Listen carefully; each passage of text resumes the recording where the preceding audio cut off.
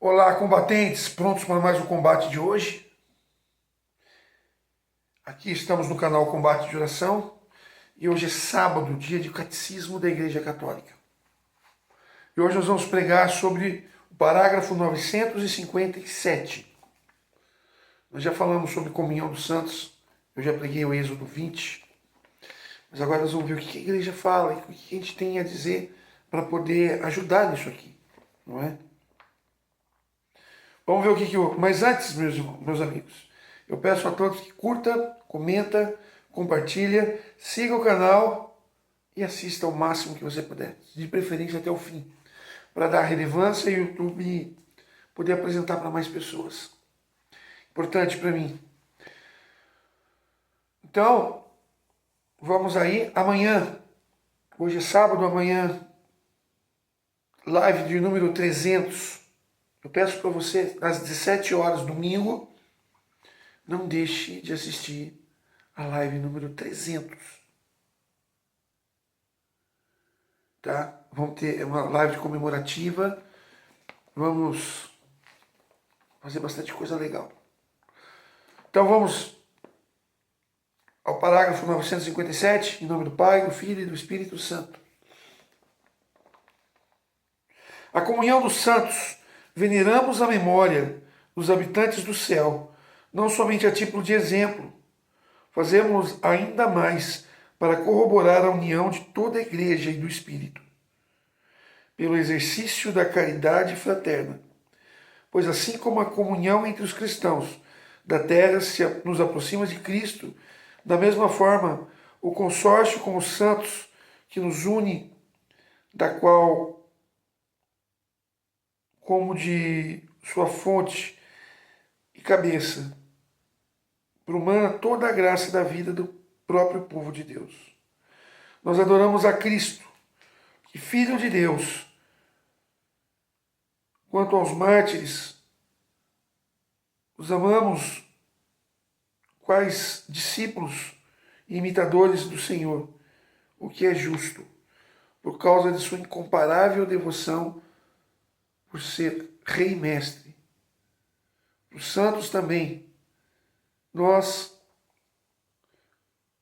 ser companheiros e condiscípulos seus. Irmãos, aqui a igreja fala da memória dos santos. Eu, como pai, tenho uma filha. E meu desejo, e aquilo que eu faço na minha vida, é deixar um legado para ela. Acima de tudo, um legado de honestidade, de bom caráter, um legado de cristão, de bom exemplo, enfim. E tudo bem. E a mesma coisa foi Deus conosco. Nós somos filhos de Deus. Ele enviou seu Filho Jesus. E nós, pela filiação a Deus, nós nos colocamos também como pegando o legado de Jesus e levando à frente. Assim como o pai deixa um legado para o filho. Nós estamos levando o legado de Jesus à frente. E muitas dessas pessoas levaram a vida isso muito a sério. E tiveram uma vida espiritual muito diferenciada. Assim como Paulo fala lá em 1 Coríntios 11:1, sede meus imitadores como eu sou de Cristo. Ou seja, meu irmão, Paulo fala, olha, me imite como eu imito a Cristo. Ou seja, o espelho final é Cristo. Eu miro naquele homem, naquela mulher, que foi exemplo, que foi testemunho, que levou uma vida digna da graça da qual ela foi chamada. E assim, eu olho, assim como vocês têm fãs também na música, no teatro, em várias coisas. Por que não admirar as pessoas que chegaram mais próximas de Deus na sua caminhada terrestre ainda, como ser humano? Essa é a grande certeza de que nós buscamos verdadeiramente a graça de Deus. E a memória dos santos se dá por quê? Porque nós somos Atos 29. Você Está ouvindo? Você é Atos 29. Porque a igreja não acaba no Atos 28, no capítulo 28 de Atos dos Apóstolos, mas nós somos a continuidade dessa igreja no capítulo 29, que somos nós que estamos construindo dia após dia, e os santos que fundaram a igreja, que levantaram a igreja, que levaram a igreja à frente, constroem o capítulo 29. O capítulo 29 é a história de São Francisco, é a história de Santa Teresa d'Ávila, é a história de Santa Rita de Cássia, de diversos santos, que com a sua memória, com o seu legado, construiu e levou, e fez essa ordem que Jesus deu para nós, e de por todo mundo pregar o evangelho a toda criatura, cada um do seu jeito. Mas o maior legado de um evangelizador é a sua santidade. É isso que levou essas pessoas a serem veneradas na igreja. Uma vida de santidade, uma vida diferenciada. De uma pessoa verdadeiramente que você olha e fala, aquela pessoa é digna disso. Você pensa que os santos tiveram uma vida fácil? Padre Pio, 10 anos afastado do sacerdócio, ele não podia celebrar missa. E ele, por obediência, aceitou. Ou então, não é São Francisco, que lá na guerra foi preso também, que largou toda a riqueza de seu pai. A vida dos santos nunca foram fáceis, mas eles nunca desistiram. Os santos são exemplos para nós, principalmente por isso. Santa Clara, junto com São Francisco, também a mesma coisa, largou toda a riqueza dos seus pais para seguir junto de Francisco. Irmãos, a santidade é a ordem de Deus. Lá em 1 Pedro, capítulo 1, sede santos, porque eu, vosso Pai, sou santo. Isso daí, ele vem remeter lá ao Antigo Testamento. Que nós tenhamos, quando nós olhamos para os santos, nós temos uma referência, diferente de outras igrejas. E as outras igrejas têm referências também, porque elas também veem a palavra de Deus. Elas também admiram São Paulo, São João. Mas não assumem isso, né? Porque leem Paulo e admiram Paulo. Leem Pedro, admiram Pedro. Leem João, admiram João. Leem Tiago, admiram Tiago. Mas não assumem isso. A própria palavra é o culto aos santos. E como eu falei lá em 1 Coríntios 11, 1, Paulo fala, sede meus imitadores como eu sou de Cristo. Nenhum católico adora nosso único digno de adoração é Jesus Cristo. Nenhum outro santo. E todos os santos sabem disso. Todos os santos têm a consciência disso. Então, o culto aos santos é sim uma homenagem a uma pessoa que verdadeiramente seguiu a fé conforme a vontade de Deus. Que foi obediente à igreja conforme a vontade de Deus. Que deu a sua vida por Cristo. Como foi o caso agora do mais novo santo, né? Lá o santo de calça jeans, agora esqueci o nome de Carlos Acutis. Irmãos, a grande realidade de toda a história de vida de santidade é justamente isso. Nós somos Atos 29, nós estamos dando prosseguimento ao legado de Jesus. E o memorial dessas pessoas, nós temos o dever de levar à frente. Para mostrar também para todas as pessoas do mundo que é possível ser santo, que é possível levar a palavra de Deus, cultuando a imagem de pessoas que verdadeiramente seguiram a Cristo. Digamos, eu sou devoto, por exemplo, vamos pegar, se bem que os santos que eu sou devoto não são santos modernos, são santos da palavra de Deus, que é São José, pai de Jesus, São Miguel Arcanjo e São João Evangelista. Mas vamos colocar assim que eu fosse devoto de São Francisco.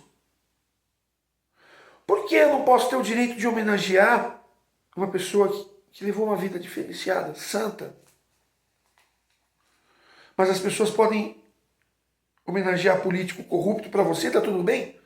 Ladrão? Mas um santo que levou uma vida digna. E os santos não querem serem cultuados, porque eles se colocavam abaixo de Cristo. Todos eles. Então, o desejo deles em sua vida cristã era que todos nós seguíssemos a Jesus. Esse é o grande verdade. Esse é o grande sentido da comunhão dos santos. E olha que eu já preguei aqui em Êxodo 20 2 vezes. Tá? Tem um vídeo de missão, que eu não estou pregando aqui no ambiente, mas dentro de uma igreja. Ela é mais completa, essa pregação. Já é uma outra, um outro divisor de águas com relação à comunhão dos santos. Eu prego o Êxodo 20. E aqui eu prego uma outra aqui também no meu ambiente familiar, de casa. Eu prego o Êxodo 20 também. Tem 2 pregações de Êxodo 20 aqui. E agora, pelo Catecismo da Igreja Católica, eu estou fazendo um outro direcionamento diferente dessas 2. Mostrando verdadeiramente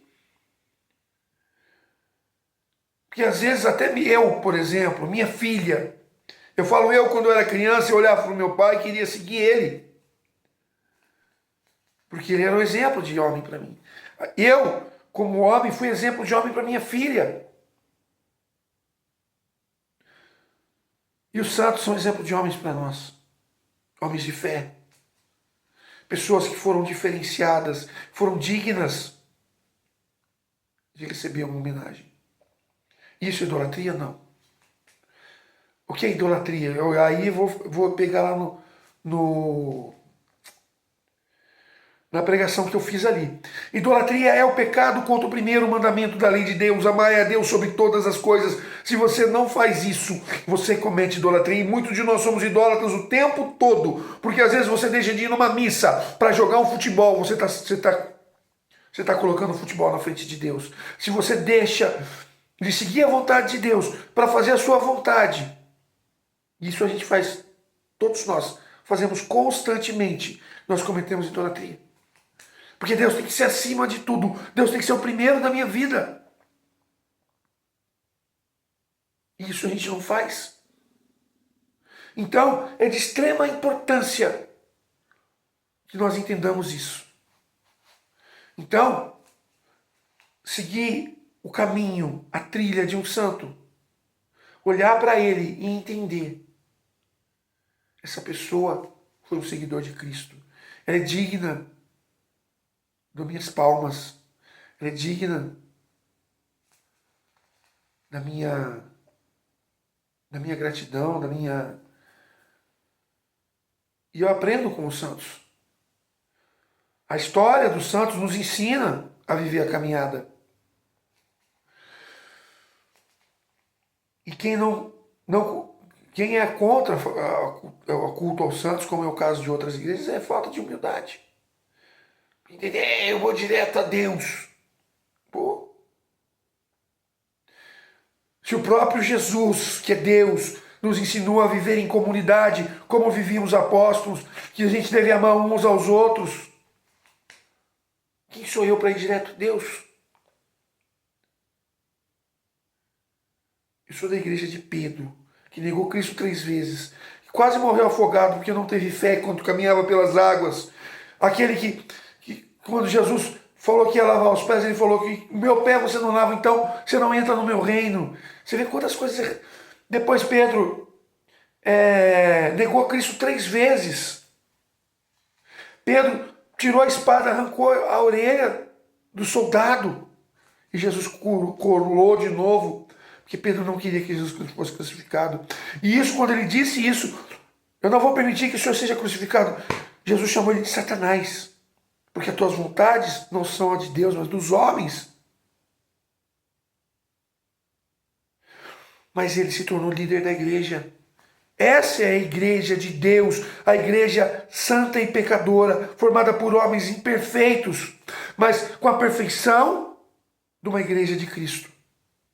Porque Cristo é a pedra angular. Então esta é a grande realidade. 957. Parágrafo 957. Que Deus te abençoe e te guarde. Até o próximo vídeo. Um abraço, fica com Deus.